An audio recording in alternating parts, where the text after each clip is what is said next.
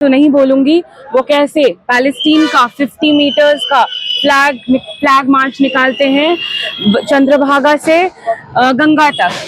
जब आपके पास इतने पैसे हैं कि आप फ्लैग लगाकर आप पैलेस्टीन का झंडा उठाकर उनके मुद्दों को उठा रहे हो, तो स्टूडेंट्स वेलबींग, स्टूडेंट जेएनयू के जो मुद्दे हैं उनको क्यों नहीं उठाते इनसे? तो अब ये जो वामपंथी का जो गढ़ बोलते थे, अब इनका जो गढ़ है, इनका जो किला है वो ध्वस्त हो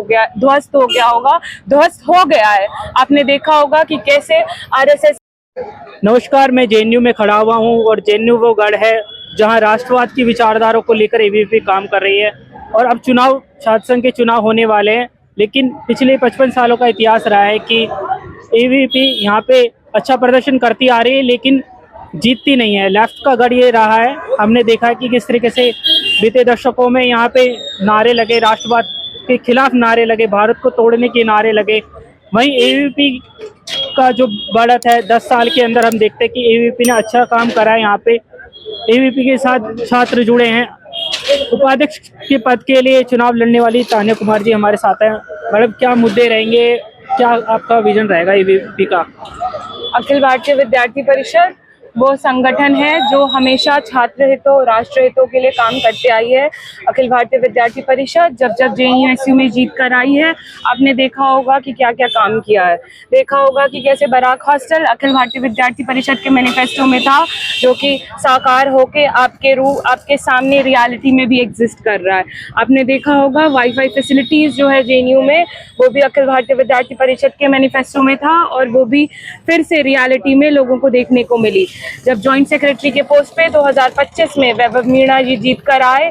जो रिजर्वेशन काउंटर जो स्टूडेंट्स को जो कि रिजर्वेशन देता था कि 33% ऑफ द फीस जो है वो कम लगती थी टिकट की, उसको खुलवाया है कोविड के बाद, जो कि लेफ्ट 5 साल से रहने के बाद भी कोविड के बाद वो कुछ नहीं करवा पाया। अखिल भारतीय विद्यार्थी ने वो कर दिखाया है जो वो 5 साल में नहीं किए, उन्होंने 6 महीने में करके दिखाया है।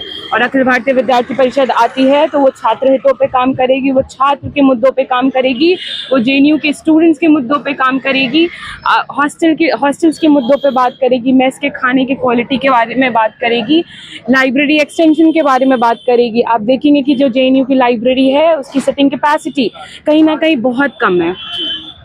जब नेट का एग्जाम आता है या स्टेट सर्विसेज के एग्जाम्स आते हैं, स्टूडेंट्स 8 बजे से लाइन में लगते हैं और जो लाइन है वो SSS तक जाती है। स्टूडेंट्स को जगह नहीं मिलता है, लेकिन अखिल भारतीय विद्यार्थी परिषद आएगी तो वो स्टूडेंट्स का जो कैपेसिटी है, सिटिंग कैपेसिटी है लाइब्रेरी की, उसको बढ़ाएगी।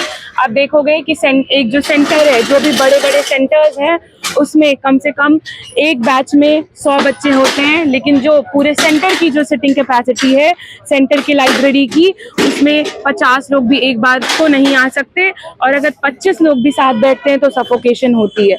क्या जेएनयू जैसे प्रीमियर इंस्टीट्यूट में पढ़ के हम एक अच्छी लाइब्रेरी भी मांग नहीं कर सकते? तो आप देखेंगे जो लेफ्ट का जो काउंसिल है वो हमेशा से स्टूडेंट्स को बरगलाया है, स्टूडेंट्स को मुद्दों को हटाया है, स्टूडेंट्स को मुद्दों को कंसिडर किया ही नहीं है।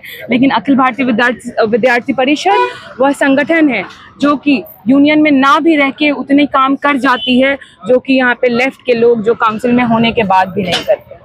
मैं आपको सुन रहा था, आपने बोला है कि लेफ्ट आप इंटरनेशनल मुद्दों पे बात करेंगे, इंटरनेशनल जो समस्याएं चल रही है उस पर बात करेगी, फिलिस्तीन की वो लोग बात करेंगे, तो उनको काउंटर करने के आप वुमेन जो इश्यूज है उसके बारे में आपने बात करी। कौन कौन से मुद्दे महिलाओं को लेकर, यहाँ जो लड़कियां पढ़ रही हैं उनके लिए आप करने वाले काम?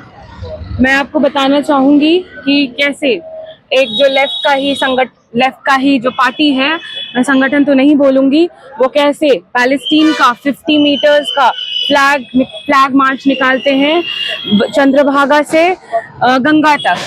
जब आपके पास इतने पैसे हैं कि आप फ्लैग लगाकर आप पैलेस्टीन का झंडा उठाकर उनके मुद्दों को उठा रहे हो, तो स्टूडेंट्स वेलबींग, स्टूडेंट जेएनयू के जो मुद्दे हैं उनको क्यों नहीं उठाते? हम स्कूल ऑफ सोशल साइंसेस के स्टूडेंट्स हैं, हम स्कूल ऑफ इंटरनेशनल स्टडीज के स्टूडेंट्स हैं, लैंग्वेजेस एंड लिटरेचर के स्टूडेंट्स हैं। एक ओपिनियन होना किसी भी इंटरनेशनल और नेशनल मुद्दों पे बहुत जरूरी है, लेकिन क्या बस ये एक मुद्दा होगा जो जेएनयू छात्र संघ चुनाव जिताएगा? तो अब जो न्यू स्टूडेंट्स हैं उनको भी यही लगता है कि ये नहीं है मुद्दा जिससे एक JNU-SU के काउंसिल में आने चाहिए। इसीलिए जो स्टूडेंट्स के मुद्दों पे काम करेगा, जो JNU के हित में काम करेगा, जो राष्ट्रवादी विचारधारा को आगे लेकर जाएगा, उसी के साइड कॉमन स्टूडेंट्स हैं, न्यूट्रल स्टूडेंट्स हैं। तो अब ये जो वामपंथी का जो गढ़ बोलते थे, अब इनका जो गढ़ है, इनका जो किला है, वो ध्वस्त हो गया है। आपने देखा होगा कि कैसे RSS के 100th ईयर पे यहाँ पे पथ संचलन होती है और उसमें भी इन लोगों को दिक्कत होती है, लेकिन अखिल भारतीय विद्यार्थी परिषद और राष्ट्रीय स्वयंसेवक के कार्यकर्ताओं ने अपनी पूरी निष्ठा से उस पथ संचलन को पूरा करते हैं और राष्ट्रवादी विचारधारा को गाड़ते हैं, उनका झंडा गाड़ते हैं JNU जैसे संस्थान में। एक चीज आखिरी बात मैं आपसे पूछना चाहता हूँ कि यहाँ पे हम देखते हैं कि हिंसक माहौल रहता है JNU में। जब भी चुनाव आती है तो लड़ाई झगड़े होते हैं, कैंडिडेट्स आपस में लड़ते हैं, तो ऐसा ना हो AVP की तरफ से क्या कहेंगे आप?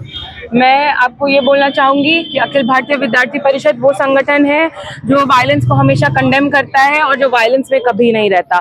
आप देखेंगे कि कैसे जो लेफ्ट का विचारधारा है, जो स्टालिन का विचारधारा है, जो माओ का, जो लेनिन का, वो कहीं ना कहीं वायलेंस पे ही बेस्ड है। उनका विचार ही यही है कि वायलेंस करके कैसे आइडियोलॉजी को प्रोपेगेट करे, लेकिन अखिल भारतीय विद्यार्थी परिषद ऑन द कॉन्ट्ररी ऐसा बिल्कुल नहीं है। आप देखेंगे कि कैसे ये लोग दुर्गा विसर्जन के टाइम में ये लोग चप्पल दिखाते हैं, ये लोग हमारी फीमेल कार्यकर्ताओं पे पथराव करते हैं, फिर SSS के GVM में हाथापाई करते हैं, क्योंकि SSS के इलेक्शन कमीशन जो सिलेक्ट हो रहे थे उसको इन लोगों ने इलेक्ट होना होता है, लेकिन ये लोग सिलेक्ट कर रहे थे। आप देखेंगे SSS के GVM में कैसे जो कॉमन स्टूडेंट्स हैं, जो न्यूट्रल स्टूडेंट्स हैं, वो वेट कर रहे थे कि कब उनका नाम अनाउंस होगा EC के लिए, लेकिन उनका नाम तक अनाउंस नहीं होता। वो लोग बैठे रह जाते हैं और जो लेफ्ट के कार्डर्स हैं वो भर के EC चुने जाते हैं SSS में। SSS वही जगह है जो हमें JNU का डिबेट, डिसेंट और डिस्कशन का कल्चर बताता है, लेकिन ये वही लोग हैं जो डिबेट, डिसेंट, JNU, पर्चा पोस्टर, JNU के नारे तो लगाते हैं, लेकिन जब प्रैक्टिकलिटी की बात आती है, जब उसे सही में रियलिटी में उतारना होता है, तो ये भूल जाते हैं अपनी ही आइडियोलॉजी की तरह, जो कि रियल में एग्जिस्ट ही नहीं करती। तो मेरे साथ थी तान्या कुमारी, AVP की तरफ से आप उपाध्यक्ष पद की उम्मीदवारी कर रहे हैं JNU में, और हमारी तरफ से आपको बहुत सारी शुभकामनाएं। आशा है आप अच्छा प्रदर्शन करो। तो बहरहाल ये वक्त ही बताएगा कि JNU के छात्र संघ चुनाव में किसकी जीत होगी। बहरहाल यहाँ पे पिछले चुनाव के मुकाबले देखा जाए तो AVP अच्छा प्रदर्शन कर सकती है, ऐसा उम्मीदवारों का मानना है। धन्यवाद। भारत न्यूज़ लाइव से जुड़ने के लिए इसे लाइक, सब्सक्राइब और बेल आइकन दबाएं।